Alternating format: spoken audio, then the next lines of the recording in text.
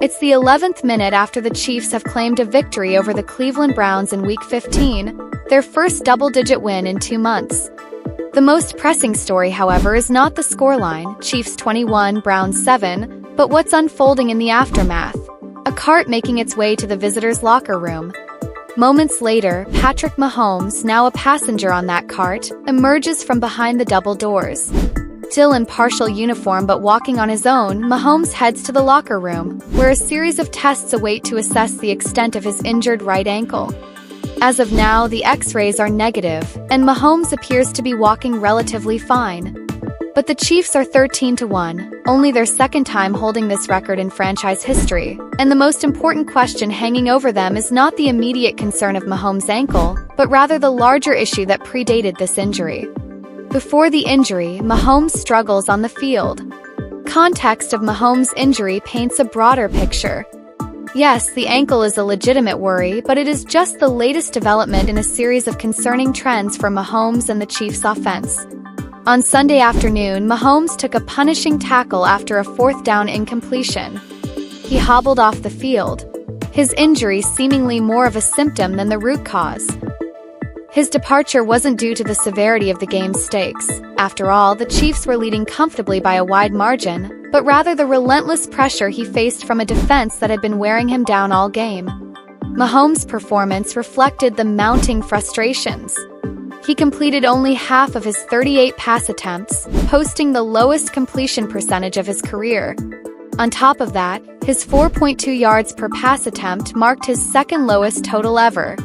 Mahomes admitted post-game, "I just gotta do a better job of going through my progressions and trusting the offense." His tendency to hunt the big play often led to missed opportunities, as he bypassed open receivers in favor of less advantageous options. "When it's not there, go for the underneath stuff and keep it moving," Mahomes said. But this fundamental problem extends beyond Mahomes himself. His offensive line has become a major liability. Chiefs' offensive line woes, a deeper problem. Mahomes wasn't just off. He was under constant duress. The Chiefs' offensive line has struggled all season to provide Mahomes with the protection he needs. On Sunday, Mahomes faced pressure on 54% of his dropbacks, the highest rate he has seen in any game since 2020.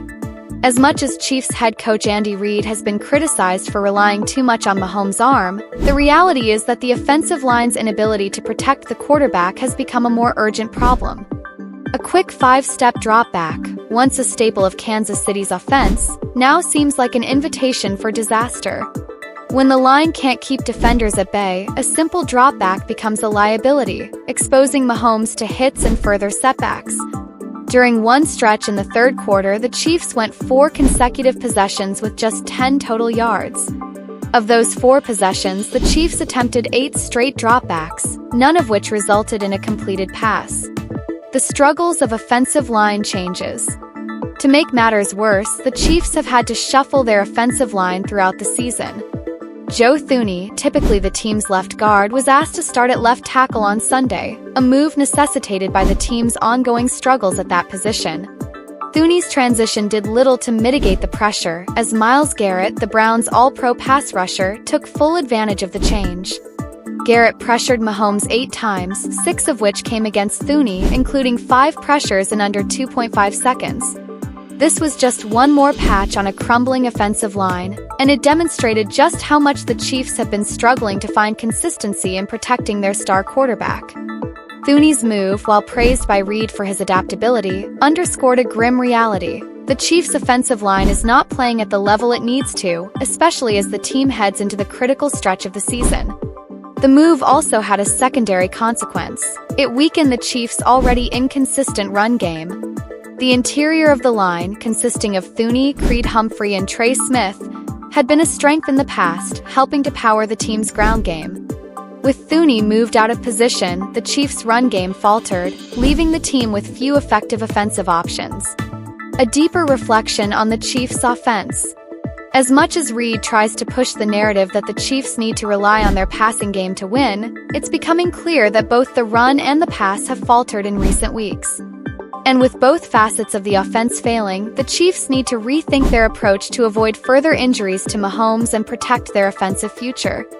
Despite their successful 13-1 record, the Chiefs' offensive struggles are starting to look like more than just growing pains.